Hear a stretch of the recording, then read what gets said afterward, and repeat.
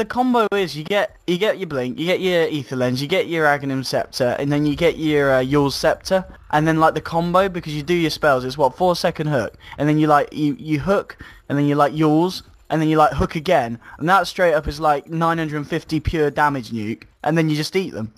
So you literally. Yeah. I mean, that destroys a Lifestealer. I mean, you don't give a damn about Raise. The pure damage... Because it's 475 damage per hook, right, with Ag? Yeah, so it's 2 of them. You get and then you get refreshes, and then you get... Well, you might be having a few mana problems, but say you get a million Mystic Staffs as well, and that's like 2k pure damage nuke. I mean, it doesn't get any better than that. Alright, here we go, boys. Here we go. Carry Pudge. I was not expecting this, but I guess when you don't have anything to lose, you might as well just full YOLO, right? I think that's the thing, yeah. I think that is. Well, as I said, they do need to win. I think they can still win, but it's very, like, they're relying on a lot of other odds to kind of fall into place. Right. So they just want to go out with a bang here, potentially. But it's not awful. It's just not conventional, to say the least. And, well, I think Longer is really strong right now. I know Bulldog's in chat, so I'm sure he can agree or disagree. I think he would agree, though, that Lone Druid is super good right now. Yeah. Even some teams have been banning it, especially in the North American region. I was watching a few games. They were prioritizing him quite heavily in terms of bans. And then you had things like OD as well, which we saw yesterday. Every single game that hero was banned. Wasn't it? Was it banned out this game? I didn't notice, actually. No, it wasn't, because I was thinking about it. I was thinking about it when I saw the Lone Druid, because OD is actually amazing against Lone Druid, because you can banish the bear. Before, I don't think you could. Because they made it so Astral Imprisonment was targetable on creeps since they added the nuke damage to it, whereas before I don't think you could do that. You could only banish the person who got rooted, for example, so OD has become much better against that hero in this patch. No, interesting. Shashlo's got to be careful as well, because there's a lot of catch on this offlane that he's playing against the Shaman and the Venge. I mean... You get hit by a Disabler, you're dead, basically. But he has managed to get level 2 already, which is kind of surprising.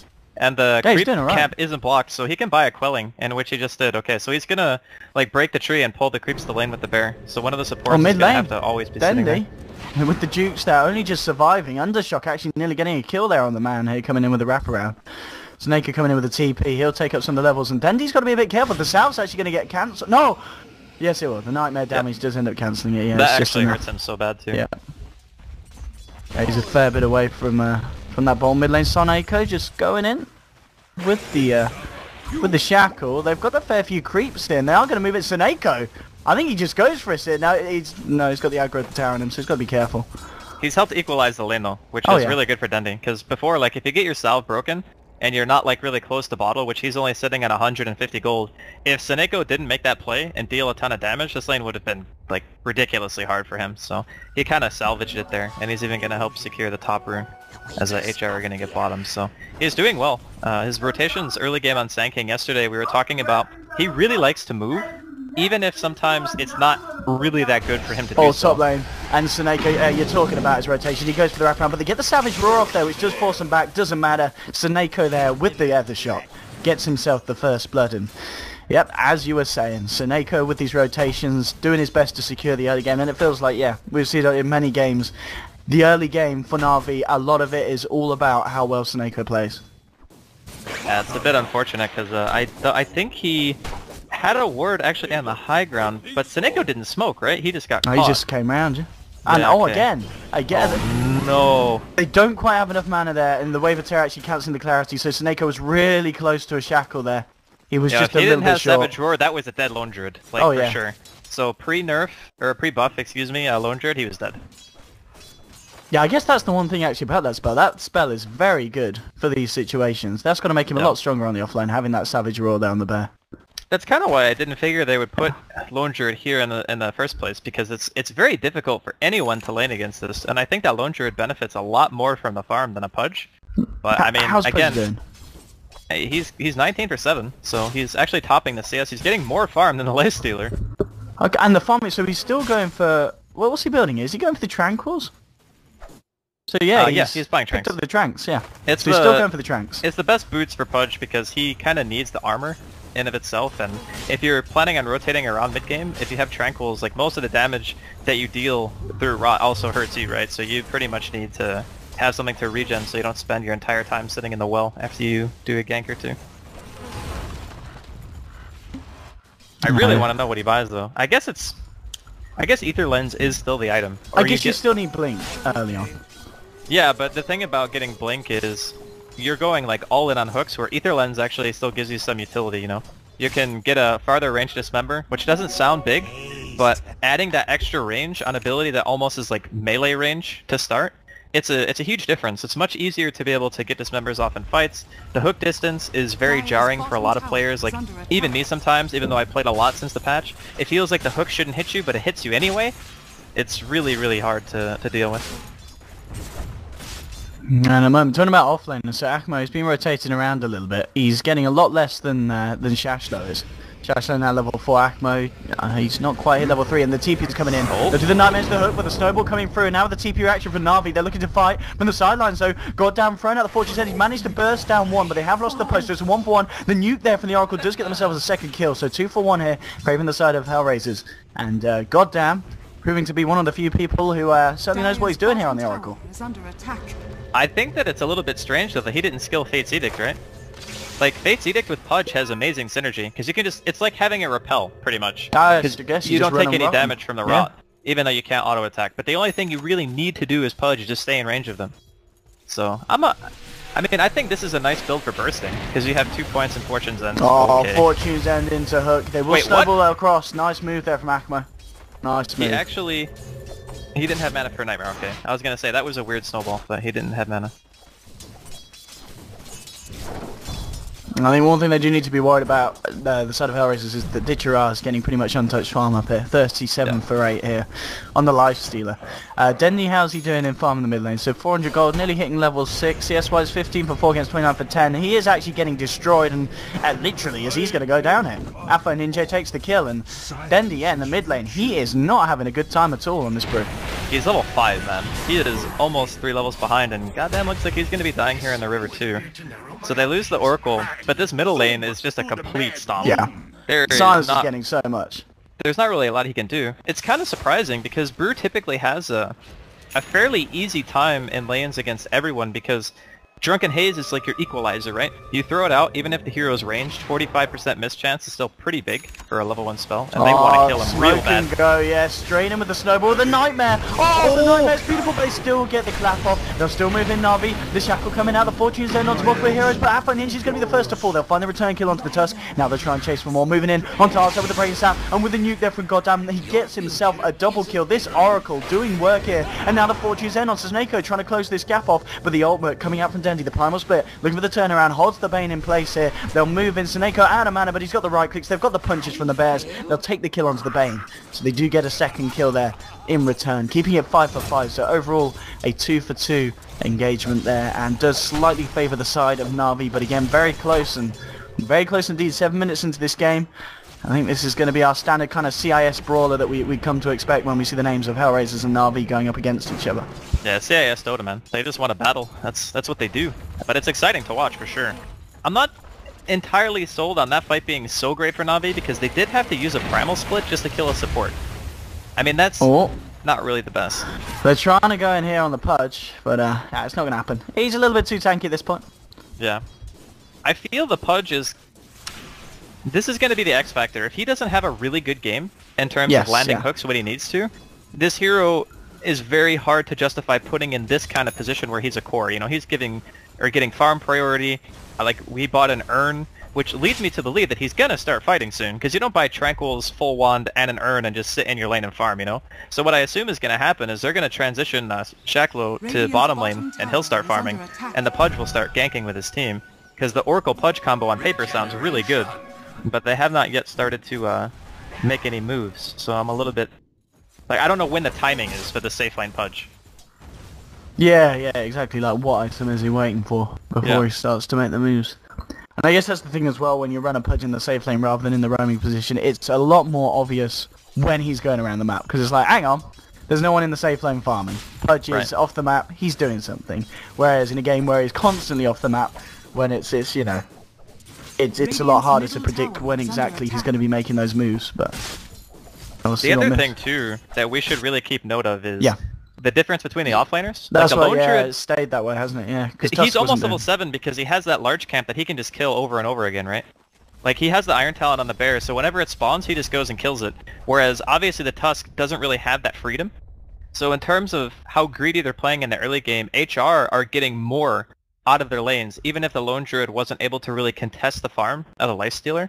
And you wouldn't really expect him to either, just given the start that he had. And in that sense, the supports of Na'Vi are getting a bit more, but the offlaner of HR is getting a lot more than the offlaner of Na'Vi, so it's a little bit of a trade-off. And in that sense, I actually think that HR are not in too bad of shape. Again, it just all comes down to, can this Pudge perform? Can he? Yeah, it's all about the Pudge. Channel Dendi? Yeah, it's definitely all about the Pudge and all about what he builds. As we said, we've we're not too used to seeing the carry Pudge, so it'll be a little bit of a learning experience for us all. There's some really nice ancient stats going on the side of Na'Vi. They don't really have the best people to clear it though. I guess they've got Wave of Terror to help them. But other than that, they're going to need a few people there to get the right clicks in and the slaps through. I mean, I guess they'll try and give it to the Lifestealer to head over, or will they try and help Dendi clear it so we can try and get that Blink Dagger gold, do you think, these Ancients? They might just ward them, actually. Like, they could use Seneco's wards to kill them. No, I guess they could, yeah. From the high ground. I mean, it depends. Like, is he going to prioritize killing a tower? Is he going to prioritize Roshan? Because their team is really crap at killing Ancients. Like, no one has spread damage except for the Shadow Shaman, you know? Like, the Mass Serpent wards are, like, decent for killing out big stacks when you don't have anyone else to do it. But that also means that he'll likely get a lot of the farm unless he's, like, spamming hold position, right? So, it's a good question. Like, who is going to take this? With the Venge, it makes it a bit easier, because you have the Wave of Terror. But, how many points you got in it? Yeah, it's got 2 in it as well, yeah. Yeah, I think he'll max it, most likely. Yeah. But, so far, I mean, I think that Navi's team is easier to play, like, on paper. Because when you have such high-impact heroes in your safe lane that need to be played very well like a Pudge, it's a lot less margin for error. You start missing a couple of hooks, you die a few times. There is no farming and coming back on a Pudge. You have to keep, like, fighting non-stop for the hero to be good. Like, his scaling comes from teamfight contribution, not hitting creeps. So, I'm still not entirely sold on it just yet. But maybe he'll prove me wrong and just go ham during mid-game and just hit like 30 hooks in a row. Yeah. But, like, Na'Vi can just abuse the fact that Lifestealer is so good against their safe laner and the offlaner. Because, honestly, no one really on the side of HR can deal with a Lifestealer unless they get, like, a Dismember on him, or they get an Entangle during an Enrage. Like, those are the two ways that they have to stop him. I guess, or a Fiend's Grip. But Fiend's Grip is not really too hard to stop when you have Panda Split, you have Venge Swap, you have... You know, even Shadow Shaman has double disables and you have a Tusk. Like, the Bane is going to have a really hard time finding that opening.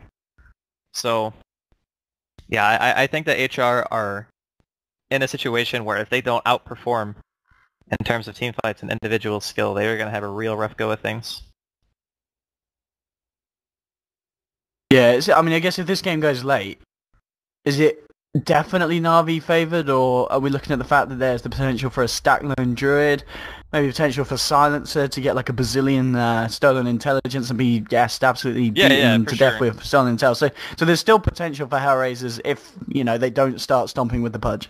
Yeah, absolutely. Yeah. It's more a matter of how the item progression comes out on Na'Vi. Like, if Dendi gets an early blink, they start taking map control. Like, they go into a tower, they blink in, they pop Primal Split, pop the wards. At best, HR retreat and go for a trade with their Lone Druid, right? Because I don't think you want to fight that head-on in any situation. Because their Silencer, they don't have a way of starting a fight with it. That's the problem. Like, sometimes when you see a Silencer pick, you have, like, this blink initiation. Like a bat, for example. You know, you go, you lasso, you global on it, and then you kill that hero, right? But that's not how they can play it.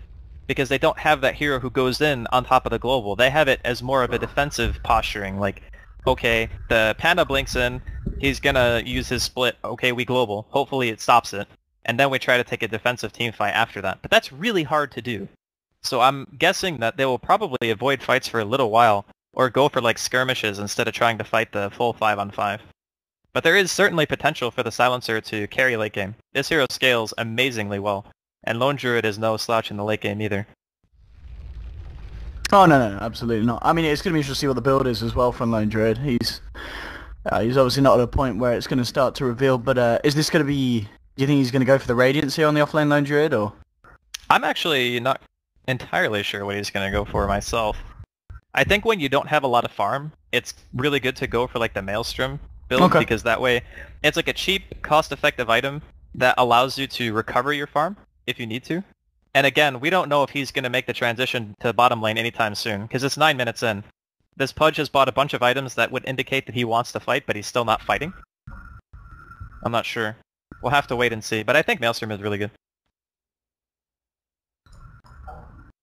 No, unfortunately we have got this pause. Hopefully we'll be able to get on again. They did say a few minutes, so we should be fine. Hopefully to get it back on. Well, as we were saying earlier, goddamn, he's having a pretty good time. He's found 3 kills at the moment on this Oracle. Still not yet to hit level 5, so we'll see if indeed he does put a point in Fate's Edict as you were suggesting, which... Yeah, I guess you'd imagine he would at that point, surely, because he's going to get the ult at 6. He's going to want to get the Fate's Edict beforehand. The thing is, if you only have level 1 Fate's Edict, you can only use Purifying Flame once without damaging. During the So it makes more sense that he would have at least 2 points into that skill. Okay. And that way he can get a double heal. But it seems okay to also level Fortune's End because the scaling of the spell is very good. The cooldown goes down by 3 seconds per rank, so instead of 15 seconds at level 1, you have 6 at level 4, which is great for being able to chase. You can dispel more often, which is really good against Shadow Shaman because you can get rid of hexes and such. So, yeah, I don't know. I mean, there is definitely justification for going this build. I just, like, the first thing that came to my mind when I saw the Pudge and the Oracle together was the way that the Fate's Edict works with that combination, and he has opted out of it so far. On top lane, we're going to see a rotation here, and here's your rotation we were wondering about, Pudge. Yep. This is the time, they say. Level 8, here we go. He has picked up that energy booster, so it looks like it is going to be the Ether Lens first, here for the Pudge.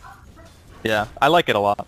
I think it increases your effective HP so much in fights. I think Na'Vi realised that. They say, hang on, Bane's just picking up the solo farm down here, so we'll make a rotation. We'll take the kill onto Bane and sending 3 heroes down there. It's bringing heroes away from the top lane. And it looks like Na'Vi have just read HellRaisers a little bit too well there, and HellRaisers are going to struggle to find something here with this smoke. I think it's not too bad though, because they have a Lone Druid, right? So they can just punch the tower. It's already a level 7 Lone Druid, which means that he has the max points into Bear. And it means that he has Demolish. So this push is actually fairly fast, even though it's only 1 hero hitting the tower. I think all in all, it's not too bad. He's being sneaky. Yeah. They warded the Ancients too, just like I thought they would. Because this is the only hero who can actually kill it. Like, no one else can. But his wards are actually dying, so I don't know. He needed heroes here to tank for him while he did this. You can't just drop the wards because then they just get punched by dragons. So they're going to lose their tower. They're struggling to take the stack. All in all, I would say this is a better move from HR than it is from Na'Vi, for sure. I mean, Na'Vi did do a bit of damage to the tier 1 bottom, but yeah, they just didn't have the push to actually finish it off. And Bane's just going to come back in and sit there. And it looks that's like... the one, like, yeah, weakness. They're going to fight here, aren't they? Look at the Nightmare onto Dendi. They're going to try and find even more. That works there. Beautifully round the creeps as well. Nice. Threads the needle there, Pudge. And Dendi getting Dendied. Good stuff there from YW. Yeah, very, very nice hook, actually. That one I was kind of questioning if he could even hook from that angle. Yeah, I was like literally brushing that was past like the creeps. reach around hook, you know? Like curves at the end. Don't do it. I think you're going to do one. Come on. What? Take the high road. What was it going to do? What do you mean? Nah, it's okay. No, I wasn't going to say something stupid. Oh yeah, like that dick I had last night. I wasn't going to say that, Andy. I wasn't going to say that. Alright, alright. So... You're a bad influence. Oh, where's the hooks? Come on, give us a hook. Oh, he's actually snowballing in. They want to fight this. The team's going with the global silence comes out. And Dendi's just been oracled, and now he's got to get himself back out. He will get the problem. No, the silence again. He can't get it off, but they still get the kill. They'll get the up and but the hook from YW gets the kill on Dendi. Dendi again being Dendi. He is just a hook magnet, but at the same time, it doesn't matter. Na'Vi will take the favourable fight as Ditchara turning up with the boys, gets himself a double kill, and takes the trade 3 for 1 there. So nice fight there for Na'Vi. Same time Lone Druid with the space he's got, he is going to opt for getting the Midas still first on the bear. So going to start with that item here on the... And second wards. So the second set of Serpent wards being used here to clear these Ancients, and it looks like with these ones they might actually finally finish them off. This so doesn't they do seem like very very effective though to me, you know? Like if you use 2 sets of wards, you haven't pressured a single tower, you're barely killing the stack. Bottom lane 2 looks like Axel might be in trouble. Here we go. I mean, YW, he's certainly stepping it up with these hooks. There is a snowball. That Bane is stuck. Okay, that Bane is dead. Yeah, he is. Okay, Axmo making the best of a bad situation. He actually walked into trees, got himself stuck. And then it's like, alright, I'm dead now. I mean, at least it means the Pudge can then trap the Tusken. Yeah. Maybe it's just accepting his fate, you know what I mean? Yeah, I guess. I don't know. It was a bait, we'll call it that. And by baiting, I mean he made a free kill of 1-for-1, which is definitely not the play. And it looks like the stack has finally been killed by Seneko and Artstyle. They did it. It took 2 Serpent Wars, Dude, it took but they did so it. long. He has got his blink now, though. So I'd say worth. He's got his blink. Yeah, it is That's worth. not bad. That's not bad. I guess it just seems really slow nowadays because they kept buffing Ancients, like making them harder. So there were Dragons, which add armor, which makes it slower. Then the Golem is there, which is like the worst combination to kill because it's the tankiest combo. So yeah, it's a bit slower than it used to be, but if you compare their relative level to what HR is sitting at right now, like this Bane still isn't even level 6. This is the biggest problem they have. He is not, yeah. Oh man, yeah, and the supports, yeah, level 8 and level 7 on the side of Na'Vi. Quite the deficiency there. And that's the Ether Lens done here on Pudge. Yeah. So let's see some of this hook in action. I'd like to see him go for the Ags next. Do you think you go back for the Blink now on Pudge? Yeah, I think Blink is the item for sure. Okay. You could also go for like Force Staff. Yeah. Force Staff is nice when you kind of figure they're going to be running into you, which I think Na'Vi will want to do, now that they are going to be smoking up here. And Dendi does not have Blink, by the way. It is 14 minutes in, and he has 45 CS. Yeah, it's just been pretty much the last 2 fights, he's always been the first to die. So, yeah, really been set back here. But if they take this fight, they'll have the gold. There we go, leaning in. Afro Ninja's been hexed up, that's big. Get rid of the silencer before the global comes out, and they do. That's the silencer out of the fight. This is the exact start that Na'Vi need. Swap into Shackle, Magic Missile as well. The takedown Goddamn here as well.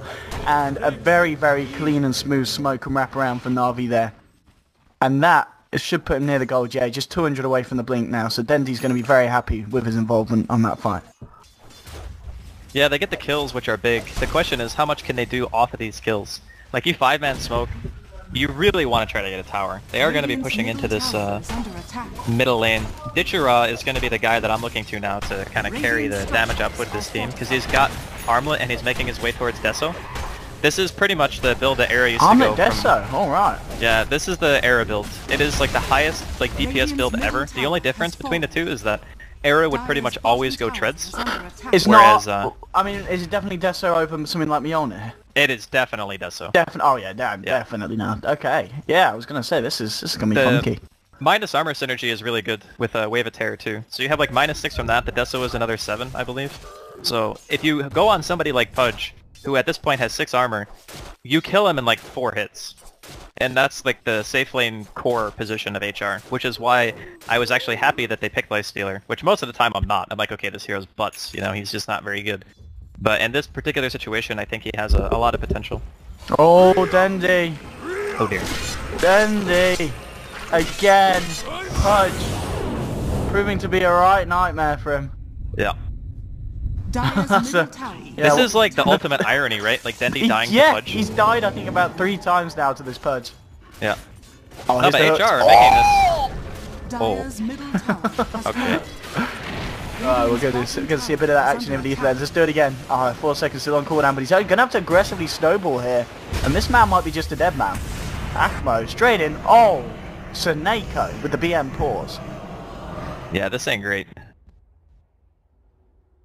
I mean, they can swap him, but it's not going to break the Fiend's grip, you know? Like, Artstyle is really far away. So if he goes for a swap right now on Axmo, he'd probably still die. And then you're putting yourself in a horrible position. So I don't know if he can actually swap here. I think if he does, he just kills himself and Axmo still dies. Because that grip just started, right? So there's like another 4 seconds Yeah, this just started. It literally just started. This will be interesting. I guess Seneko has Blink, so maybe he can blink in and stop it and then drop wards. But this seems like a very hard team fight right now for Na'Vi to actually win, because they already have their Brood dead. We'll see how it goes. I think HR come out on top here. Oh yeah, let's see. So you think we'll see what the rest of Na'Vi just back off and leave him for dead? They might swap him anyway, but I don't think it'll save him. No, they're just gonna run. Okay, good call. Yeah, this Pudge is certainly making things happen at the moment. 6 flesh sheep stacks, not too shabby here. Yeah, well, keep in Nearly mind, level 11. that Flesh Heap doesn't matter to Lifestealer. That's the one thing that we can always I count guess on. that's true, yeah, he just, yeah. And he's, Yeah, what, Deso done. So what is this build then? Where does it go from here? Armlet, Deso, and what does Ditchara go for next? You kind of want attack speed. Typically, what I would see is Assault Kira, like built as a next item. Just you don't go back. You don't go back for the S and Y. Or it's not bad, but I think S and Y is the item that you buy when you don't buy Desolator. Okay. So if you wanted to just deal a crap load of damage and be able to kill Roshan really fast like this, and just eat through the high health cores of HR, then this is the build that you want. Because you don't really need the mobility of the S and Y of this game, because you just hop in Dendi, he goes in, pops out, and you kill him. Like, look at how fast Roshan died. They just murdered it. Okay. Magic missile and illusion. Oh, the hook is going to miss, and Dendi this time wants to fight, jumps in, but he's straight away getting ordered by the post. The swap will keep him alive here. He just got the Pro's bit of the silence, and goddamn finishes it off there. The Oracle getting the kill onto Dendi. Oracle will lose his life at the same time. Ditchara chasing this down. The Night now holds him back, but the Shock from Seneko will allow him to get that kill. They'll look for Undershock as well. They're going to find it. Double kill for Ditchara. Seneko on a killing spree. They take 3, and they lose 1 again. Another trade in which Dendi loses his life, but the rest of his team are able to clean up 3 of the heroes around it. So Na'Vi coming out on top, and with the Deso, Ditchara can probably just tank this up and go straight for the tower and take it for free, and indeed he can. There'll be a tier 1 down. That'll put the fortification, but more money into the pocket of Na'Vi, and more specifically into this Lifestealers, who is at the top of the net worth board at the moment. Quite closely followed though by the Lone Druid. We haven't really looked at him for a while. What's he got on the bear? He has got the relic he has just picked up, so he is, looking for that Radiance and just a recipe short of it as well. So we're going to have a relatively good timing here on the Radiance on top of the Midas already picked up by Shashlo. So his farm is definitely on a similar level to that of the Lifestealers at this point. Pretty surprising, but I guess that in some kind of way you can consider him the position 1 now, because the Pudge has been fighting like we kind of expected he would eventually transition into that kind of active role. And now he's just eating up the map whenever the team fight is happening somewhere, which I don't know if is... I'm really torn, right? Because I don't play Lone Druid that much. We should just like call Bulldog and have him, like, how does he feel about the Lifestealer late game versus the Lone Druid? Because I feel like the Lifestealer can always kill the bear. You know, that's the problem that I think that they're going to have. But getting this Radiance timing up, like, prior to 22, 23 minutes, which is still very fast, especially for an offlaner, I think that's great. I just did not expect him to be able to recover, like, this quickly. But he's made a very, very fast recovery in this game. Yeah, I guess he's just been avoiding all the fights, hasn't he, Shashler? He's just been focusing on sitting in that lane. Now we'll see him be a bit more mobile when he's got that Radiance done, which... He has less than a 10% kill contribution. He has 1 assist of the 11 kills they have. I mean, I guess that's the kind of... You can afford to do that when you've got a carry Pudge, who's kind of making up for the fact that you're a very docile laner, and Pudge is the one that's making all the movements around the map. So you could afford to have that hero that just kind of sits out of the fights and just focuses on getting the farm up for the later portions of the game. And well, Na'Vi, they're going to get the push on top lane. Over to take this as well. Fortification will come out, but the HellRaisers won't look to defend this one. He's going Basher. Okay. Radiant's top tower has fallen. At least I think he's going Basher. It could still be Assange. It could be. It could be, actually, yeah. But if you want to have a build that allows you to lock down and just kill the hero, like almost 100% of the time, you can go in Dendi, you pop out, you abyssal the target, and then you just turn on Armlet and Rage, and you just... No one on that team can live through that, pretty much, unless they get like 4-staffed or, you know, there's some counterplay from the Oracle.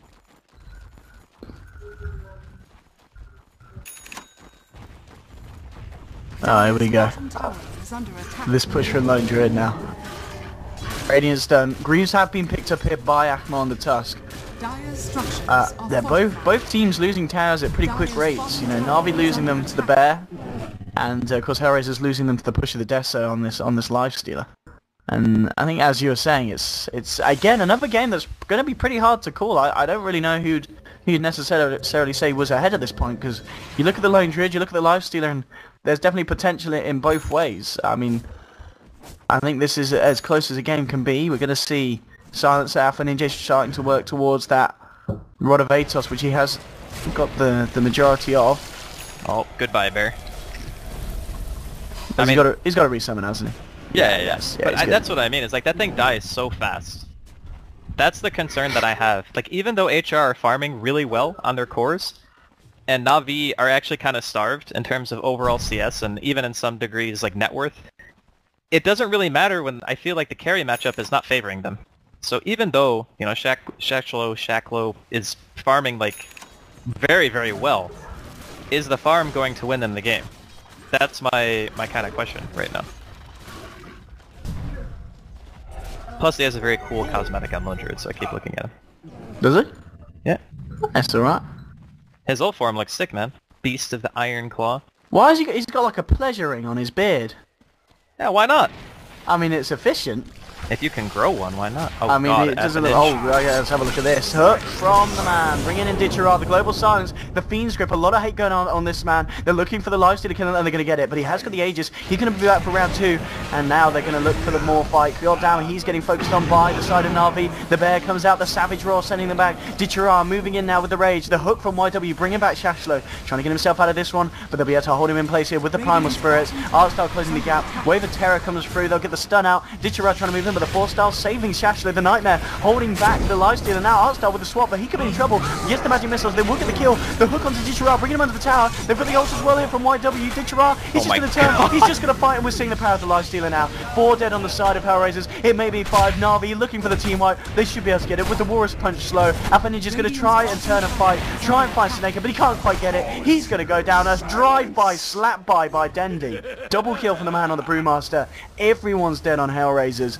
And that Aegis pretty much allowing Na'Vi to just destroy HellRaisers in that fight. God damn, he wants more.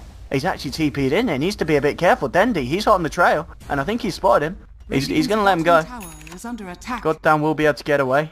But not the fight that HellRaisers were looking for there whatsoever. And yeah, we just saw the power of the Lifestealer against some of HellRaisers' cores. Yeah, it was my biggest concern for HellRaisers' lineup pretty much just came to fruition there. The Pudge goes in with full health, gets hit 4 times, and is dead.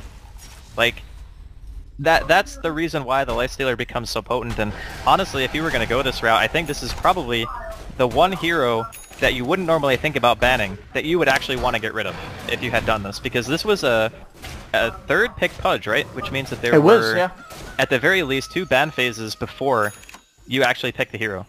So I don't know if they just didn't figure Na'Vi would pick it, even though they have always picked this hero in the past for Havos back before they changed roster. So they definitely are okay and comfortable with it, but with these 2 heroes having to play into a Lifestealer, it's a nightmare. It really is.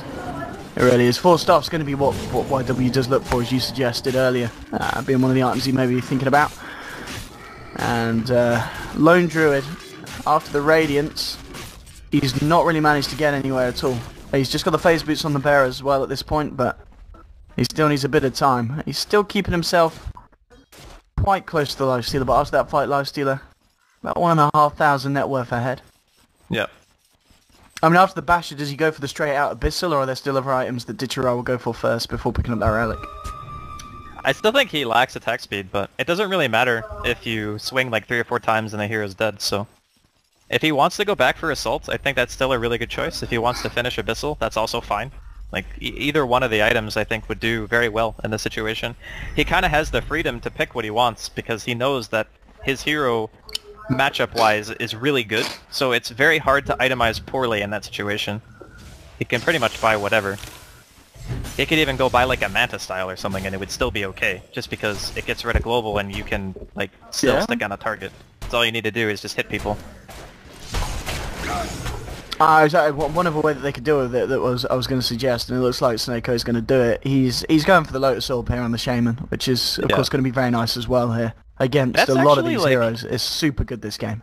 It's a really good thing because you can actually get away with running Lifestealer in games because of that item. Yeah, like his biggest problem is that he's kited so much, and single target disables just wreck him. But Lotus Orb allows you to pretty much have like a worse version of Abaddon, but it still dispels, you know, and that's all you really need.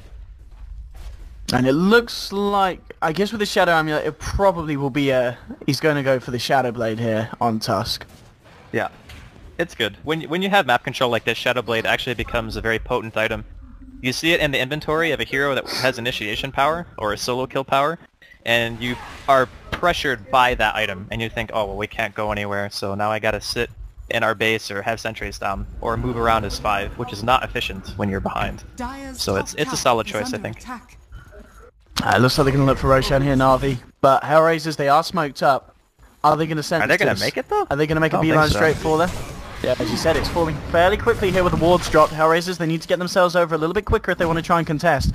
It's going to be all about these pudge hooks. And he's going to go for it. Oh, he gets Ditchara! No, he fishes and he catches. That's Ditchara gone. Global Silence out. Roshan's not quite dead yet. They know they're in the pit. They'll be the Hex out tap and Ninja, but in we go. YW starting to move in. They're still looking for Rosh. Dyra going to get it, and Akmo will pick it up. So Na'Vi do get the Roshan. Dendi does manage to get off the primal split here. The Bear starting to fight here. YW looking to clean up this one. Akmo gets himself this snowball. It's going to be fine for the time being. False promise, keeping the Pudge alive here. He should be fine. He's not going to burn out fully to death. He will leave the heals, keeping him alive. They've managed to find themselves a second. They're chasing down Akmo, and they do manage to pop the Aegis. At the same time, YW was being chased by Dendi's spirits. Not quite enough to kill him. Now they look to go for round 2 here onto Akmo. They killed him once. Can they kill him twice? He's got the Shadow Amulet though, but the burn damage. He's going to slowly die, burning to death. There's the Savage Roar to bring him out of it, and they'll burst him down. Another kill for Oracle, and they get themselves a third. Great fight from HellRaisers, and all down to the fact that they were able to get that hook on the Lifestealer as he tried to enter the pit. Some really nice Dendi action, hook action, in fact. It's best case scenario. My question is, why wasn't he in the pit with his team? Like, what was he doing standing in, like, no man's land, you know? Because he came out of Infest, right? He was infested into something, or he used it to farm, and then he just gets hooked. And that's, like, the only way that Na'Vi could lose a team fight that badly, is if the Lifestealer gets hooked and the global comes out and there's no counterplay. Because normally, what happens is, Ditchara is in the Panda, right? And then they global maybe to try to stop the split, but that means that the global's never going to hit Lifestealer. So he can just jump out after it's cast and just go ham on whoever he wants. It's fine. But if he's out and vulnerable, then that combination actually can kill him. So it was just a misplay, in my opinion, to not just be with the team. Yeah. And but it costed HR them. capitalized to make a really big play. Let's see what he can do with his blink as well now. The blinking, jumping, Lifestealer. And the mid lane push is going to be the answer the Na'Vi are looking for by the looks of it. Straight down towards the tier 2. HellRaisers are TPing in, they're ready to fight, but the wards are dropped. So Na'Vi committing for this tower. And it looks like they should get it hit with the wards. HellRaisers just hanging back on the high ground. Very aware of the catch potential, and they'll jump in. Oh no! The swap, actually a bit of a miscommunication there, because they blinked on the swap, the same target. YW will live as he gets false promised and healed up. He's going to be fine. Oh, Saneko getting dragged in. They'll get the Shaman.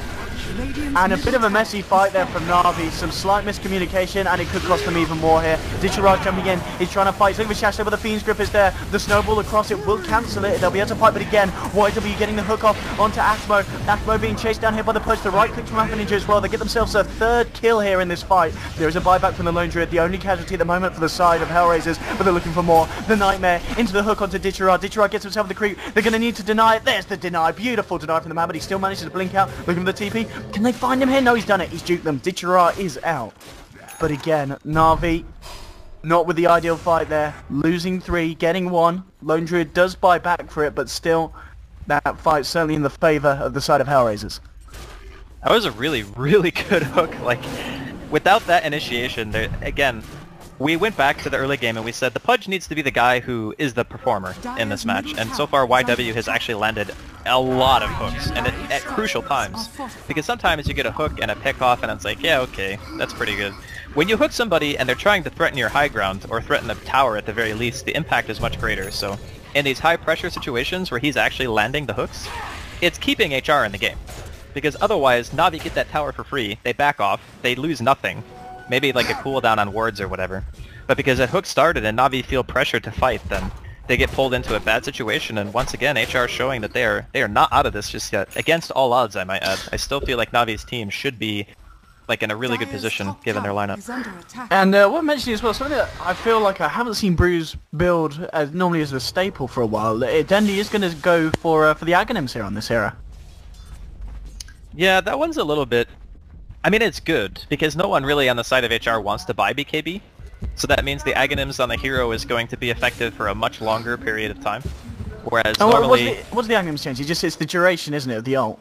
No. It gives his. Oh, it gives them split all the the spells. Yeah, that's right. Yeah, it splits the spells between them. It's very, very good. Yeah. Like, Brewmaster is great against Lone Druid because you can spam the Drunken Haze on the bear until he gets MKB. Nice hook. Look into Global Silence. The Digirar's blinked in. Oh the my Fiend's God, Grip's there, the plays! absolutely ripping through them. Goddamn, with a double kill against the side of Na'Vi. Sentries are dropped. They're chasing down Akmo here. They'll give him the rundown. They'll give him the chase down. The hook again from YW. A third kill for HellRaisers. And Pudge, as you said, time and time again, the reason why every fight starts off with a bang. And the fact that they've got that silence to follow, it works so well.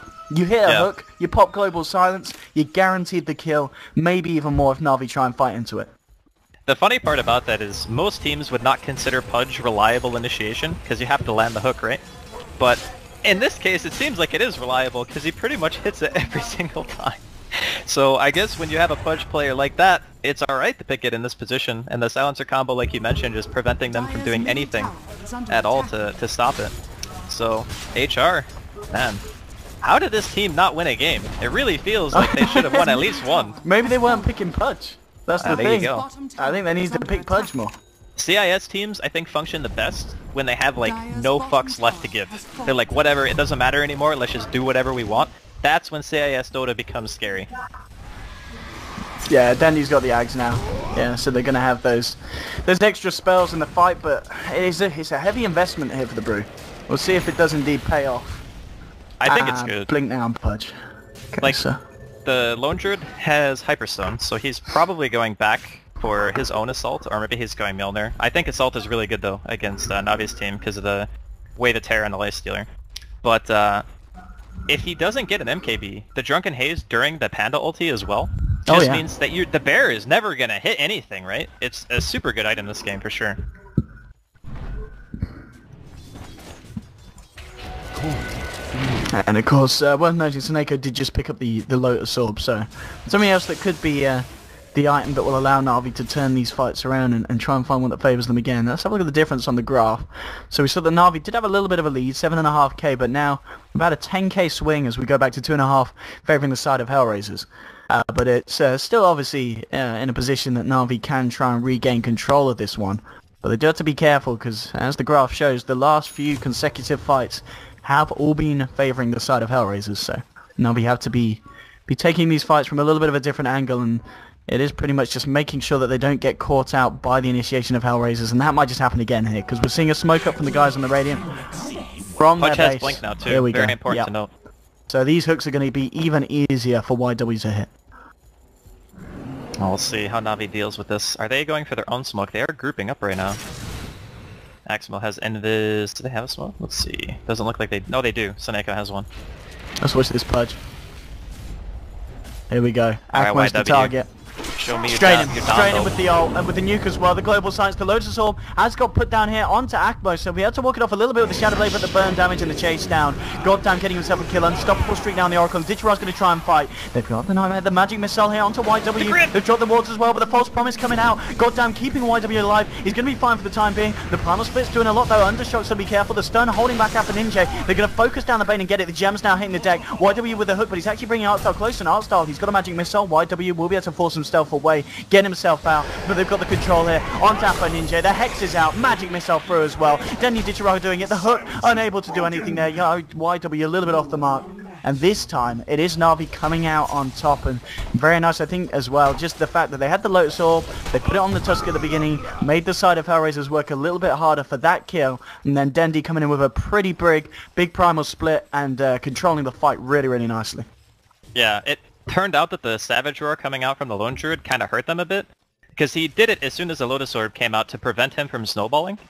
And he did end up getting the kill because of it, but the issue is they, like you said, they had to commit really, really hard and go super deep to try to get that kill. Then they had to burn False Promise onto YW, he retreats. It's a very nice synergy actually between Blink Dagger and Oracle, because when you have False Promise active, you don't take any damage, so you can always blink, which is pretty disgusting if you ask me. But it's a very good combination. But I mean, Goddamn as well. Yeah, I mean, he's played a really solid Oracle this game, forget the carry Pudge, this is carry Oracle. You know what I mean? He's 11.55. Yeah, The thing about the hero is he has such a low cooldown nuke that hits for like 360. 360, yeah. Yep. That you can KS all day, you know. You just spam that stuff in teamfights. It's really, really good. But off the back of it, DD looks like Na'Vi are going to be picking up Roche, and Aegis goes to Dichira. He's going to finish his Abyssal here too. Has enough money for it. This is a very scary point in the game. Like once a Lifestealer has this item, there has to be some hero on the other team with the Force Staff or an Oracle ulti to save the target they go on, or it's just dead. Like for sure. And as long as they make sure that they have the combination down properly, where the Lifestealer is never outside of the Blink Initiator when Global comes out, then it will be, I think, more than fine. This is going to get very, very close and exciting. It's a bit like the Game 2 for Na'Vi we saw yesterday, where they gave us a right good showing against Team Spirit. This one versus HellRaisers looks like it's the action's not going to slow down anytime soon, that's for sure. With Hex nearly done on your Silencer as well, just about 600 away from the Mystic Staff. But yeah, Lotus Orb is obviously on the Oracle as well, something that HellRaisers is going to be able to use against some of the single target of the side of Na'Vi, which there certainly is a fair bit. What happens if you Lotus Orb somebody who's going to get swapped? They just stay in the same place? They just stay in the same place. 2 times? Yep. That's actually pretty hilarious. I want to see that happen at least once. If you can like Lotus Orb the enemy team, like you Lotus Orb the other person who's like being Fiend Script to anticipate a swap, and then the person just stays there and dies, that would be next level. But I don't even know if you can Lotus Orb enemies, I've never actually tried. But still, if you can what Lotus Orb enemies? No. I don't think you can, right? No. Yeah, but that would be hilarious if you could. Allies. Because you can accidentally repel enemies, right? So why wouldn't you just be able to Lotus Orb them too? I don't know, that seems a bit too weird. Bit too it's clowny, right? But it would be fun. Bit too clowny. So, game has kind of slowed down a tiny bit, but I think it's understandable for HR. I think they used their last smoke, so they didn't have a way of starting another team fight, and Roshan just went the way of Na'Vi. So they're just waiting out an opportunity to find a pick. And right now they still have about 6 more minutes before they have another smoke. That's quite a long time, actually. For a while they're going to be kind of restricted into their base and go for split pushing. Why did he just global? Hello? Hello. What just happened? That's really bad, dude. Like, that's so bad. What? That is... Okay, here's the problem, right? Like, Navi's right outside their base. They just popped like a 2-minute cooldown. They're just gonna go straight in. Oh, the hook's gonna miss. Now White W's been jumped on. Another false promise. The Nightmare as well. White W should be able to ward this up at Alpha. Ninja's dead. He's gonna pay for his sins. Dead for 70 seconds. He doesn't even have global if he buys back. Alright, mid lane. The hook? Bulldog. Lone Druid looking for the rat. Art style. Is gonna get hooked and caught out. Gems on the deck. Lotus. Oh, the Lotus Orb snowball. Oh, it's absolutely glorious. Straight back onto Akmo here. They'll get the hook. He'll eat the cheese. He will be Fortune's End as well. There's a nuke damage coming out here. They'll chase him here. 4-star from YW. Fortune's End comes out. They'll run down with the rock. They'll take down Akmo. Double kill for Goddamn. They do keep the melee like racks alive. They'll farm some of the Serpent Wards as well. And mid lane, a significant amount of damage being done to the melee racks here on the side of Na'Vi. So, all things said and done, that is a gem recovered by the side of HellRaisers. And that could have gone a lot worse for them, to say the least. Honestly, it was pretty damn good. They almost killed the melee racks mid. They lost the Lone Druid, obviously, because 2 people TP back from Na'Vi. But only losing a range rack's not a big deal. That could have been catastrophic for HR if they took the fight properly. But Artstyle TP's in full vision of a Pudge with an Ether Lens. Like, that was not necessary. All he had to do was walk like 200 range away and he would have been fine. But he just TPs in like the weirdest spot and gets hooked. I think Na'Vi still could have abused that situation a lot better than they did. I think they just kind of like got really overexcited that Global was used for no reason. Like, oh yeah, let's go. And then they see the Lone Druid mid and they're like, oh, shit. And then they just miscommunicate who wants to go back, and Artstyle ends up getting his team kind of slain there. Unfortunate. And we can see off the back of that, it was a very slight lead in terms of net worth for Na'Vi, but it's very much still just around that 0 point here. They've yet to really kind of break themselves back away on top of HellRaisers, which, as you said, you may have expected them to do a little bit more so. after that bit of a blunder there from the side of HellRaisers and the Global Silence coming out at the wrong time. Scythe now done here for the boy. Lone Druid on top of the AC for the bear. What do you reckon's going to be the next point of call here for the man? Does he need to think about getting an MKB on the bear because of the Brewmaster, or is that just not efficient? Well, it's not a bad item. The other choice is going things like Basher, and just having more lockdown for the Lifestealer, which I also think is good. The biggest problem that Lone Druid has buying MKB in this game is that if you buy MKB, Dendi sees that, he just uses Cyclone on your bear instead of on somebody else, right? So you're not really still solving the problem. It's kind of just... it's a rough position for him. I think that Lifestealer and Brew are two of the best heroes against the bear in general. One, because they can just kill it. Two, because unless the bear has BKB, you can disable it, or you can stop it from dealing damage via Drunken Haze. So even if he does buy MKB, it's not going to solve all of his problems. So I think that he'll probably just go back for Basher instead. And then maybe at some point, yeah, he might go for an MKB as like a next item after that. And what about this on the Lifestealer? The Lincoln's Lifestealer. The Lincoln's Lifestealer. We talked about the Lincoln's Lycans. Here's the Lincoln's Lifestealer. I mean, Lincoln's and Lotus Orb. It's really good. Good luck with your single target. Yeah. I mean, ideally, like, this is the initiation we were talking about. Here we go. Here we bloody go. They're going to start this one off here. Shards coming through. Oh, they've trapped the bear, but they're actually free him with the swap. It doesn't matter though, because the damage, the hate coming out, they'll kill Shashlo.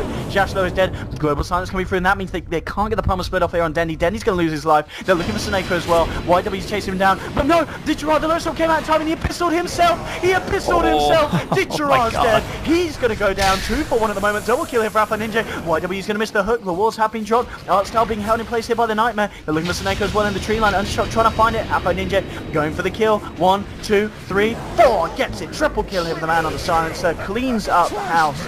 And the wards, they're not going to be able to kill him. There's going to be the false promise coming out. In fact, more action going on here as YW was just continuing to chase down the Tusk. Takes him down as well. 4 dead on the side of Na'Vi. And a very good fight there for HellRaisers. Alpha Ninja, I don't think he can't quite close this gap. As Seneko will be the one lone survivor here for the team. But yes, what a fight for HellRaisers, and just a few bit... Again, some just miscommunication, bit all over the place there from Na'Vi in that fight. Yeah, I don't know how you lose a team fight where you basically kill the Lone Druid with, like, nothing really bad happening.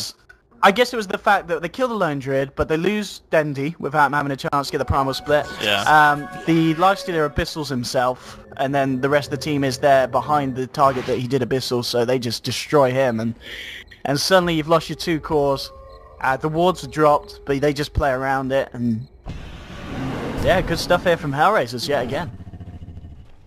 I think the abyssaling himself was the biggest problem, for sure. Because if... He had his Lincolns popped prior to using Rage, right? Like, he had to have. Because if the Fiend's Grip and the Abyssal both go off, that means that the Lincolns gets eaten by the Abyssal Blade, which goes through Magic Immunity, which is why his Lincolns would be down. And then that would allow him to get Fiend's Grip. But then, that means he didn't Rage fast enough. Because if... Yeah, there's no way. Because if he actually Abyssal himself, that means that he just didn't use Rage until a little bit later. Which is really weird. I don't know, I was watching the Lone Druid die, so I'm not 100% sure, but... I think I might be wrong, maybe he didn't Abyssal himself. Definitely something stunned him. Yeah, if he stunned himself on the Lincoln, or on the Lotus Orb, that pretty much only means that Rage was not used before his Lincolns got popped. But I suppose it doesn't really matter either way, because the Fiend's Grip still would have hit him. Yeah, one of the disables would have got him for sure, yeah. Yeah. Alright, so okay, swap. The blink! And the grip! Oh my god! You don't want to swap into that, disaster! YW's found Akmo and Na'Vi. What the hell is going on? He's trying to fight here. Seneca's going to come in with the wards. Maybe they can look to turn this. Ditcherard with the Abyssal, but the false promise, keeping Undershock alive. That's some OS Frog-worthy stuff there. Seneko will end up dying here. Dendi desperately trying to fight around this, but the hook's onto Ditcherard. Ditcherard, he's going to turn and fight to Shashlo, looking to get the Lone Druid kill, and he might just find it now. HellRaiser there to back him up. The Lotus Orb, the hook away, and now the Dismember. They'll save Shashlo. He walks this one off, and now Ditcherard. Can he do something spectacular? He hasn't got Rage for 6 seconds. He hasn't got a chance. He will get himself... Oh. He's in Dendi. He's in Dendi. Oh, he's in Dendi. Dendy says get inside me. Dendy. Run! Okay, Dendy saves the lifestealer. Okay, Nice. that's a salvage. That's nice, yeah. Yeah, we'll call that. I mean, it obviously wasn't great, but they did manage to kill one of the cores. They could do Roshan if they felt manly enough, because they have a Vlad's on Dendy. And the lifestealer does a ton of damage. Let's do it, Dendy. Go for it. He sees the Bane. Is he gonna go for it here? Is this gonna be some... The lifestealer's abyssals back up, they can go. Oh, he preemptively ghosted. He might die for that. He certainly will. Goodbye, Bane. Oh, and now, goodbye, Roshan. They'll go for the Roshan. So even though that's actually buyback straight away from Bane. So realizing that they can't really let Na'Vi do this, Roshan. They really want to fight this HellRaisers. Global Silence is back up in 30 seconds though, so even though the Silence is going to be back in the game in 10, won't have the Global. Na'Vi, thinking about when to kick it off, and at the moment just waiting to see if HellRaisers themselves come and check it out in the pit, and they would. No, they're going to be fine to do it. They scouted out the high ground here with the Sigil, they know they've got the space to go for it, and Na'Vi are going to be able to take this Roche fairly easy, and nothing that HellRaisers is going to be able to do to stop this, so Na'Vi managing to salvage something there off the back of the Vampire.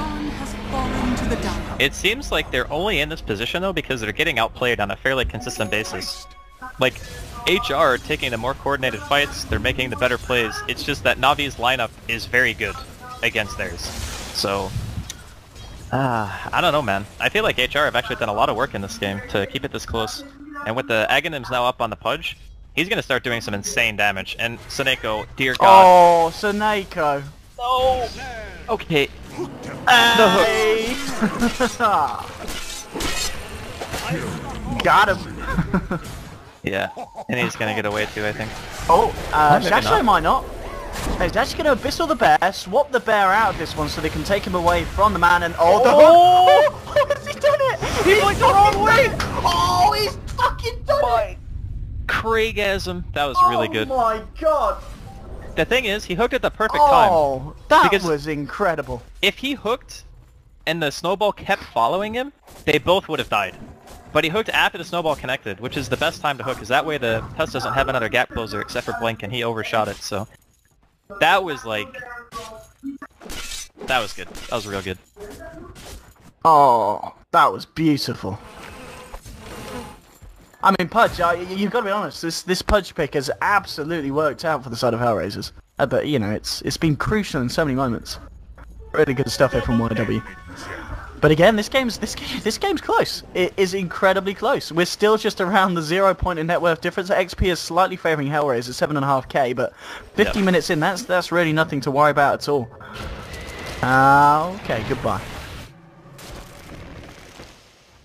I'm a little curious as to what the Lifestealer is going to be buying next, because his Aegis is going to be down in the next, like, 3 minutes, maybe less. Okay. And then he has to look towards another item. Oh yeah, I mean, what does he go for? They don't have an AC, but I guess they'd rather Dendy pick that up. Yeah, he bought the Vlads already. The problem is Dendy's gonna have inventory problems, so before he buys AC, he actually has to buy Boots of Travel. Okay, he's just gonna buy a Moon Shard and consume it, and just go back to his Space Boots, okay? So he does have the attack speed now. That's a very, very big damage increase for him, because he didn't have a single attack speed item before this, or I guess if you want to count Lincoln's like 15 agility, but now his damage output is going to be way, way higher.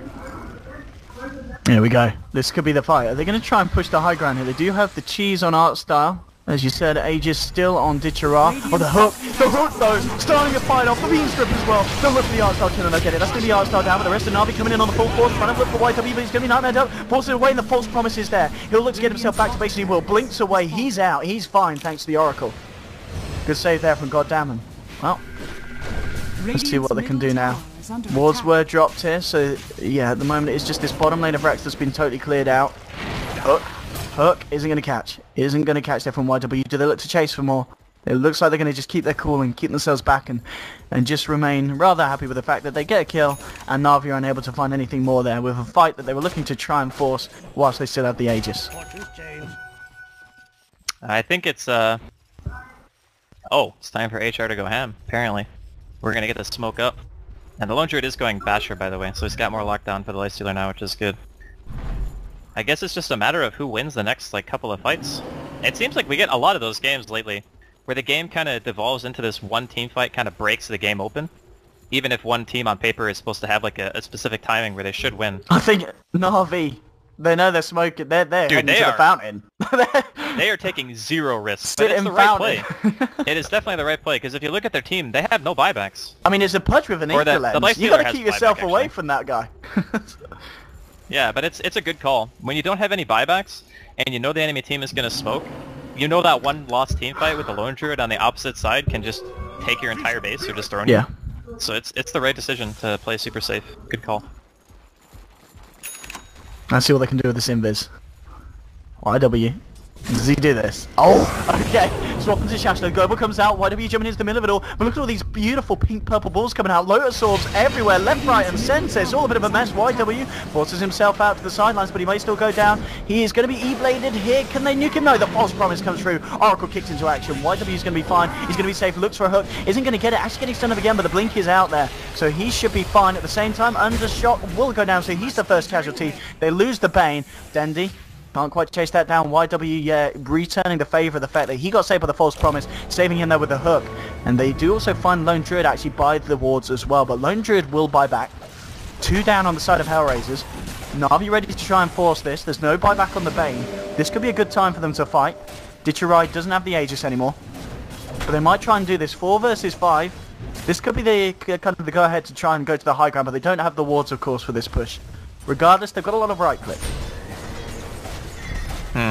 I don't know if they can do this, actually. Like, they don't have global. Oh, the swap! The swap block! He dodged the swap. Alright. It works, I guess. Hey, did you... Oh, these hooks, Seneko. Look at that dismember. That's 8 lens and a half there on that one. He gets the hook as well. Seneko's down. Artstar getting entangled. He'll... Oh, the swap again. Artstar with these swaps, keeping himself alive. Oh, he's just walked back in, though. The Bear's going to chase him down with the Radiant Spur. Should find a kill. No, the Bear's a little off course. The Bear's drunk. It will still find the kill, though. Comes back in. And now the ping's coming out as Ditcherai's able to escape. The hook, not quite catching the T-ping out retreater. How did they defend? How did they lose the team fight with global, and then without global or a Bane alive, they defend? Like, mind is blown right now that this keeps happening. I guess a lot of it has to do with the fact that there are so many Ghost Scepters now on HR, and even a Ethereal Blade bouncer. So anybody who's being focused by the Lifestealer, he can pretty much save. Which is one of the other reasons why the hero is not really seen as like the ultimate late game, is that Ghost Scepters just hard counter him, and so do Force Staffs pretty much at every single stage. So now it's kind of getting to a point where it's pretty difficult for him to stay on one target, so long as the supports from HR are in the right position and able to use their items or spells on him. But yeah, this has got to be like the most exciting game we've seen so far, right? I was going to say, this is actually such a good game. I hope the people at home are enjoying this as much as we are. This is some great stuff. I mean, from the draft as well. I mean, it had the potential to be a game that was just too clowny. You know, one side was just... But they're actually playing really damn good, both teams. I mean, they are making mistakes, but they're entertaining mistakes. So it's all in good taste. It's good stuff. Agree. Is Oracle still carry? Yeah, 13-5-12. It's Oracle. Dude, he's the chaos master. I gotta be honest, this is one of the best Oracle performances I've seen, I think. Oh, the hook around, goddamn. Picking him up here. Athmo's been dragged in. He's got a snowball into 5 of them. Oh, the blink out, but the Fiend's Grip is there on the return. The Global Silence has actually been used for this, maybe a little bit unnecessarily, but I guess worried about a counter initiation from Na'Vi. They had a ward, and they saw Artstyle walking towards the cliff, so they maybe thought he was going to swap. Yeah. And I think it's okay to burn global for a pick at this point, because the pick basically means that at this stage Na'Vi don't want to buy back on their heroes unless they're defending the base, and or Roshan is alive, which neither are the case. So with that in mind, Na'Vi are going to be playing passive for the next minute, and that just allows HR to push out the wave, get a little bit of farm. You know, it's just a safety precaution. And by the time that Tusk is alive, there's still only a 1 minute window where Na'Vi can actually smoke up and try to look for a fight with global being down. So I understand the safety global there. Oh boy. Just fishing for hooks, seeing if anyone was hiding around in the tree line. Mr. Lone Druid on top of the basher. Does he finish it off into a full out abyssal then next, or does he start to get some more items on himself? I think he has Ghost already, so he could probably just finish it, yeah. I think it's okay. Okay. Oh. The Lifestealer is actually going to need somebody on his team to buy a Diffusal soon, because they actually have so many Ghost Scepters and E-Blade. It's going to become very frustrating for him.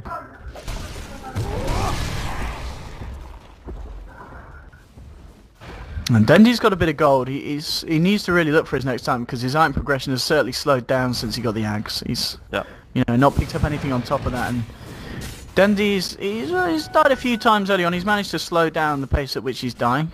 6 deaths here at the moment on the guy. Seneko, worth noting, he's done a lot of work. In fact, okay, yeah, he's on the same net worth as Dendy on Seneko. I mean, he's been doing a lot. He's got Ags, 4-star, Lotus, Ether, Blink Dagger. I mean, this is the game of the supports, it feels, from both sides really here. Na'Vi versus HellRaisers. And Navi supports got a lot more out of their early game too, keep that in mind. Like the Ancient stack that they killed between Seneko and Artstyle, they've had a lot of extra farm in comparison to the supports of HR, so I guess it's a... Oh, the hook! The hook! This man! He's got him! Akmo gets pulled out of the pit. Akmo down. And the hook again. 4-second cooldown. OS Frog, my bloody backside. And again, oh, he misses that one. He misses that one, but it doesn't matter. They're going to destroy these guys. The Hex onto Dendy. Artstyle's got to run. He's got to hide. Fortune's End's there to hold him in place. In comes the kill. Godlike for goddamn. And 4 dead on Na'Vi. And this... I am absolutely loving this draft here from the side of HellRaisers. It's glorious. Why did he swap Dendy? I don't know. It's they didn't even. Come on, they didn't even use global own. Oh dear. Oh Jesus, that was actually like. So I actually learned something watching that. You can hook all the way across from that high ground point into the pit when you have Ether Lens. The Ether Lens and the Pudge.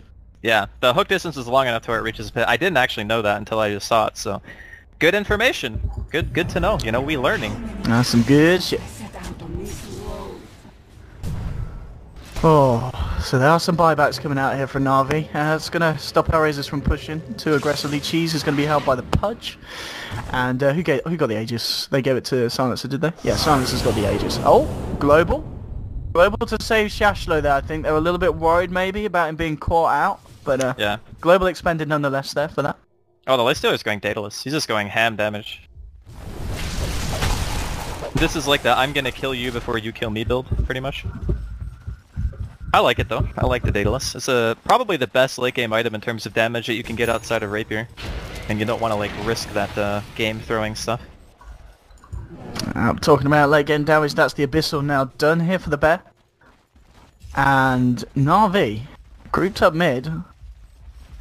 They were going to want to try and go, they would be fighting into Aegis and Cheesy. That is the thing if they try and choose to take a fight now, so it's going to be hard. And, okay, another big item done here for the side of HellRaisers. Refreshers on this man, and worth noting, he has stolen 46 intelligence this game.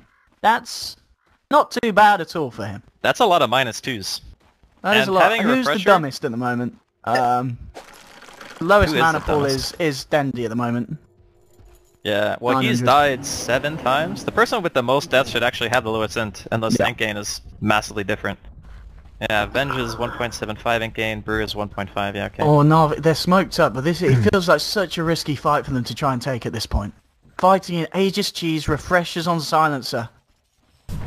I mean, maybe they want to fight because they feel that the silence is down, but... did they see that? I don't know if he's revealed the Refresher when he just came into that mid lane. Maybe they don't know he's got a Refresher yet. Probably not. Oh, he's actually not... Oh, wait, no, hang on. It's not done, yeah, it's not done. It's in his stash. I was like, wait a minute, who has Refresher? No, it shows it being done. He must have sold it and bought someone else. It popped up at the side that he had a Refresher's orb. What? Oh, no, yeah, no, okay, no, I think he bought it and then sold it, so he had buyback available. Because he definitely... Yeah, you're right. He must have would have had a second Perseverance if he still had money for buyback, so he probably just sold it. Yes, yeah. So I guess just, opting to play safe rather than going 2-hand with the Refreshers straight up. Okay.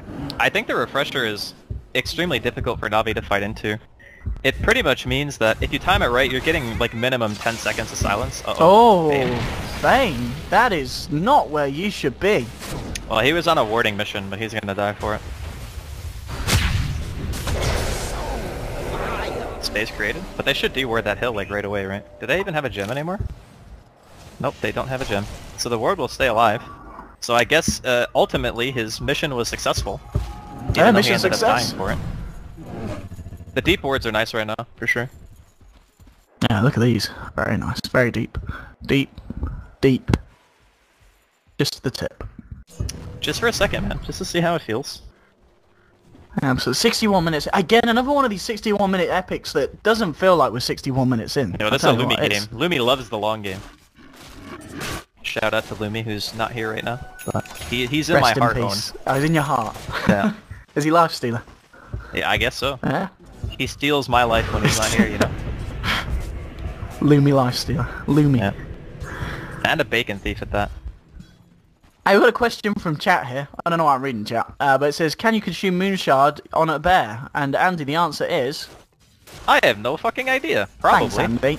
Because a bear can use items, so I don't see why it wouldn't be able to use a Moonshard. I'm not a Lone Druid player, man. You have Bulldog in chat. Why don't you just ask him? Yeah, ask Bulldog. Why is chat asking Bulldog me? chat? I don't freaking play that hero. Is he still in chat? He probably is, isn't he? Nah, he's definitely there. I Let's have saw a him look. typing a We've while ago. got Bulldog in chat. Yeah, he's sitting there. He's watching. We know you're there, Bulldog. I bet he's enjoying this game as well. Shash though, top of the net worth, 5k ahead of the life stealer. This is decent. Yeah, not bad. Not bad.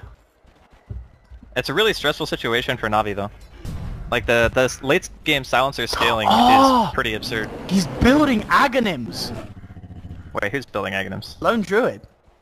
Ah, for the independent bear. Okay. Yeah, the independent bear. That don't need no master. He don't need no Lone Druid.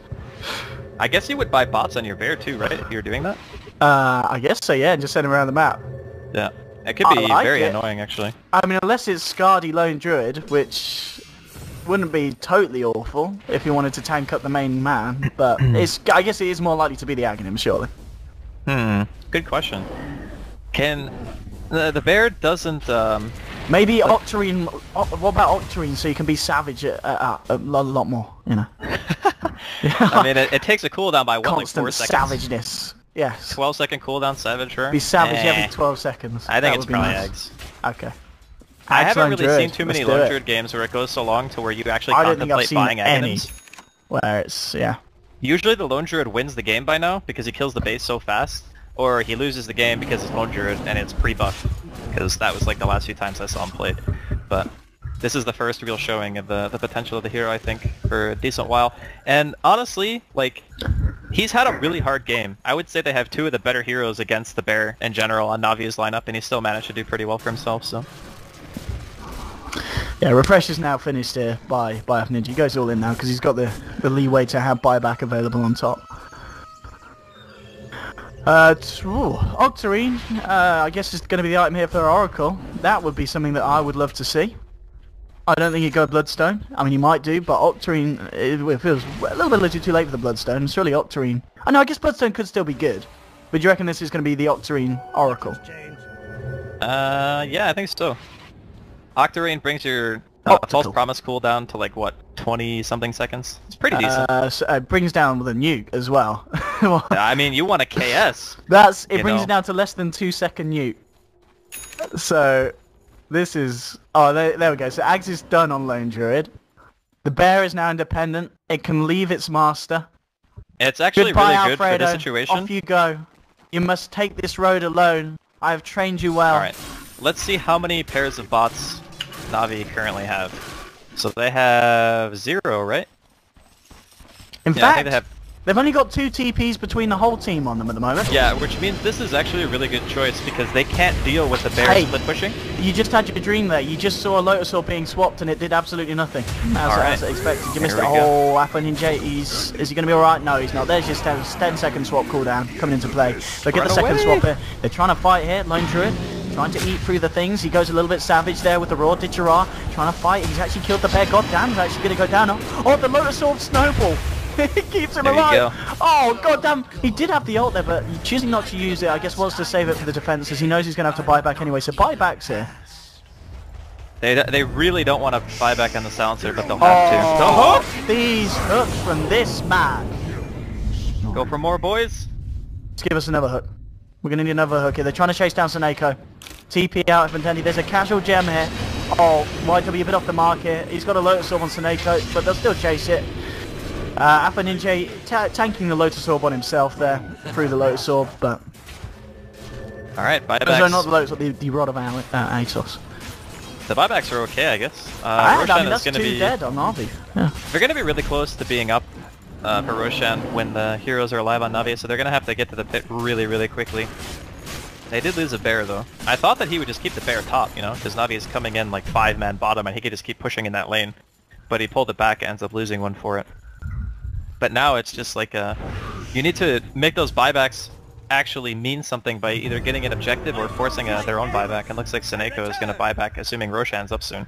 Because this is the thing, right? Soon. Navi don't actually know that Roshan is up or not up, because it's on the last couple minutes of the timer, which means that they have no way of knowing right now if HR are killing it or not. As long as it's within like that 3-minute window, where it's either going to be a long or a short spawn, they actually have no clue. So they have to assume, which is why Seneko buys back and they also buy a smoke, because they need to try to position for this Roshan. Fortunately, it's not up, which the longer it takes, Navi should start to realize if it was up, it would be dead by now. And they also have people farming bottom. So it's really lucky for Navi that the spawn wasn't a bit shorter, because otherwise the buybacks would have been really good. And we have just had an answer from Bulldog in chat. You can indeed use moonshards on the bear. So thank you, Bulldog. Yeah, sorry for the 5-minute response timing here. We are, of course, streaming on a delay. But that's cool. As I was saying yesterday, we know that you're going to see some good shit in the last 5 minutes. So hopefully you enjoyed the last 5 minutes, because we enjoyed the last 5 minutes 5 minutes ago. Some shit goes down, you know? Yeah. We're 68 minutes in. This is... Are we close to an ending? I don't think necessarily so. Are we being paid hourly? I hope so. Someone get Valve on the phone. Yeah, seriously. Nah, it's alright though. This game is a good time. I've enjoyed watching it. Yeah, and we only signed up to 2 series a day anyway because we're lazy, so it's fine. There you know, we can deal with a longer game. Here comes the smoke on. Here we go. Smoke time from Artstyle. It's all about the swaps. Well, Ninja is in such a good position right now. Oh, that... The blink out from YW. They'll put the proper split global now coming out. Let's see who we're watching here. Well, we're going to watch Seneko. He's been Lotus Orb. He's going to go for Undershock, but he's going to be the first death here. Akamo trying to fight up against this. YW chasing this down. There's your second global silence. They're moving on to Akamo. They'll get the kill on the Tusk. There'll be a buyback here from Bane. Afro Ninja's being false promised up. He was going to take a lot of damage there after it, but he still lives through it. The entangle onto Ditchara. They're focusing YW to get the kill on the Purge. Dendy now being focused down by the Bear, and they'll get it. That's going to be Dendy down for 110 seconds. Fortune's End. Trapping 3. Afro Ninja still alive, keeping himself alive here with the self E-Blade. Looking to find Artstyle. Artstyle gets the magic missile out, but Artstyle will fall. They'll get the kill on Artstyle. Chasing for more, looking for Seneko, the bear continuing to go. There's a buyback here from Dendy, trying to get himself back in the fight. Doesn't have primal split though, and he's not going to do anything with that buyback. There's a billion creeps mid, like HR have to run away. They can't just let their base die to creeps. Radiant's middle barracks are under attack. That team fight was actually... I thought it would be much more lopsided for HR because of double global, but the Bane pretty much died straight away without being able to do anything. And then YW got crit before he was able to use cheese, so he had the buyback and now goddamn the fight's not over. Yeah, he just went and suicided. That's another gem. Oh! That's the need for lens, boys and girls. That's the need for lens, and goodbye Akmo. Second hook to finish off the deal. Yo, we keep going. Keep this train rolling. That's a dieback. So worth noticing as well, after that fight there were 4 buybacks. 2 on the side of HellRaisers, both Pudge and Bane bought back, and on the side of Dire, Dendy bought back, and so did Akmo on the Tusk. And he is now dead again for the second time, so they'll go into the Roche pit. And Na'Vi won't be able to do anything to stop this, so this is going to be Aegis and Cheese going the way of HellRaisers. Yeah, I think it's another cheese for Pudge, and then Shacklo takes the Aegis, or F and Ninja. Okay, F and Ninja is going to take it. I mean, all things considered, HR now come out very far ahead, and it's all again thanks to the Pudge. Like, his hooks, game-winning. Like, actually game-winning. I have never seen a Pudge actually land so many high-pressure hooks in my life. Like, this is insane. Actually, that's a lie. I have seen it before. It was Dendy TI3 landing the hook against Hao's Gyrocopter when they were using the Chen strat. That was another game where I saw it. But still, it's very, very impressive so far, his performance. Absolutely, yeah. 33 flesh heap stacks on the guy. A silencer, now stolen 56 intelligence. My goodness. That is the smartest silencer ever.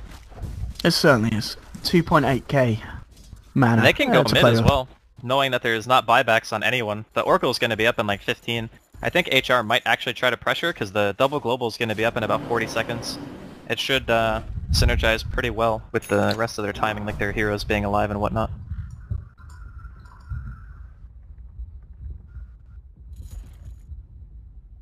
Oh man. This is, yep. I guess this is the point where maybe it slows down a bit for, well, at least Na'Vi gonna hope to. Just wait. Wait until they're actually ready to engage fully against the side of HellRaisers again. Well, the only two people in the entire game who have buyback right now are the Life Stealer and the Lone Druid. So one core from each team can buy back. That's not great for Na'Vi, to be honest. 72 minutes in. HellRaisers maybe looking to find a rest of their own. YW's got to find that hook. He's got to find that hook. And he... Oh! Tickles the bottom hairs of Artstyle. And now he goes for the second one. 4-second cooldown. Doesn't get it. Doesn't get it. He's going to have it again though. YW's going to continue to fish almost certainly. Yeah, this is a really hard thing to deal with when the Pudge is starting to breach high ground with the bear. Because the hook distance is so long. He can hook like behind the racks from where he's standing. That is terrifying. And the other thing too is the bear actually hits so hard that if he wants to, he can just pop Battle Cry, hit the range racks like 3 or 4 times, and it's gonna die. Like... Yeah, it is exactly as you told. The bear just gets sent in. Fortification is forced out. There's your hook, but the hook bait! Arsenal gets the swap! The Pudge has fished himself! The self-fish! Shanghai, he gets the shackle on Taffa. Ninja Na'Vi looking for more. That is Pudge down. He does not have buyback for 3 minutes. HellRaisers, they could have got a little bit too cheeky for their chappies. Shashno been chased down by Ditchra. The swap again! Arsenal, he's stepping up his game at the time of need. But the Dukes are going to be there for Shashno, running himself away. The bear falling low. They're trying to turn, but HellRaisers, they just can't fight this. They're going to lose Lone Druid, hit Ditchra, maybe looking to chase for more. Artstyle getting munched down by the bear. The bear looking for revenge. You killed my owner, now I kill you. Artstyle is dead. And the buyback will come out from Silencer. I don't know. How did Athenage not use a single like global that team fight? What's happening? I mean, I guess if you realize that the Pudge is already dead, you probably save the global? Because you want to make sure that you have it for the base defense, which obviously is coming soon. But the Pudge can't buy back. He's got 2 minutes. So now they're going to go mid, trying to force the buyback, then realize that they can't buy back, and then you're going to be fighting with the Lone Druid being forced to buy back with no bear. He resummoned, so he lost both bears. I think Na'Vi actually just won the game. Or at the very least, they're going to be able to deal a lot of damage here. I think you might be right. This is not looking good for HellRaisers.